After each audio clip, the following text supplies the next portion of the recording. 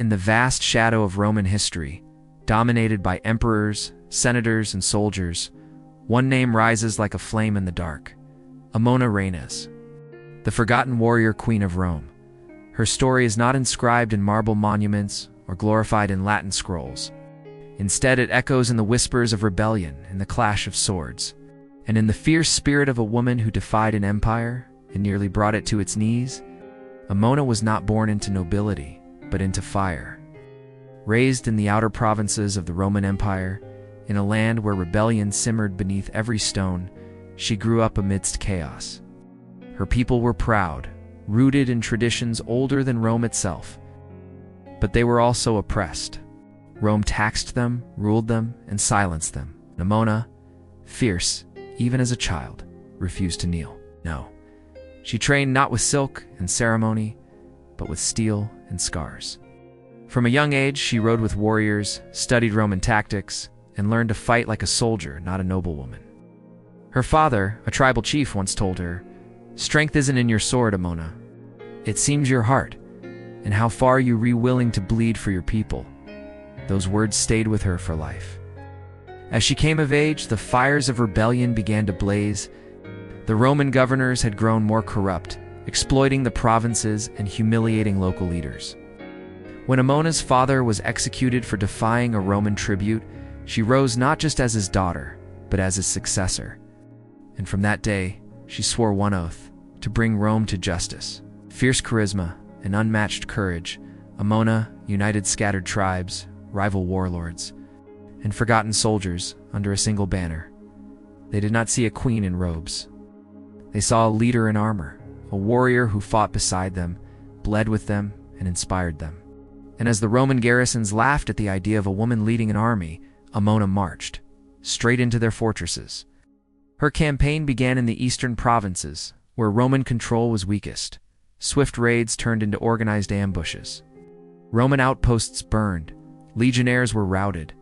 She fought like a tactician, striking with speed, vanishing into forests, only to return with more fury. News of the warrior queen spread like wildfire. The empire had faced rebellions before, but never like this, Rome responded. Of course, with legions, with fire, with force. But Amona was always one step ahead. In one legendary battle near the river Daenerys, she lured a Roman force into a narrow valley. Her warriors rained arrows from the cliffs while hidden cavalry charged from behind. The Roman commander, expecting an easy victory, barely escaped with his life. The rest of his legion did not. But Amona wasn't just a sword. She was a strategist, a unifier, a queen in every sense. In her temporary capital, she established a council, formed alliances with neighboring regions, even minted coins bearing her symbol: a hawk in flight, talons outstretched. Her vision wasn't just about revenge. It was about reclaiming dignity, restoring freedom, and building something stronger than fear. Still, the Roman Empire was not so easily humbled. By now, she was not just a rebel, she was a threat to Roman pride. Emperor Aurelius himself declared her a public enemy, sending his most seasoned general, Claudius Varenus, to end her rebellion once and for all. Their final confrontation came on the wide plains of Syrica, a brutal clash of thousands. Amona led from the front, her sword cutting through ranks, her presence electrifying the battlefield. For hours, the two forces collided in a whirlwind of chaos, dust, and blood. But in the end, outnumbered and surrounded, Amona's army was overwhelmed. Still, she did not surrender. Even as defeat loomed, she fought, wounded, bleeding, refusing to fall. Her last stand became legend.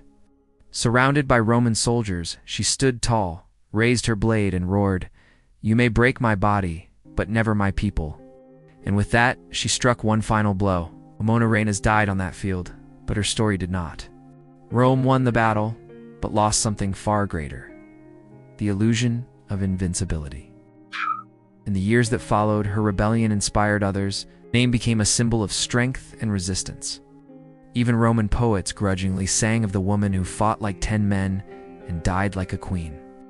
Centuries later, her legacy lives on, in the ruins of broken forts, in the songs of the highlands, and in the spirit of every woman who dares to lead, to fight, to rise. Amona Reinas may have been erased from official history, but history itself remembers her. It's not just as a warrior, not just as a queen, but as a force of nature who reminded Rome that no empire lasts forever.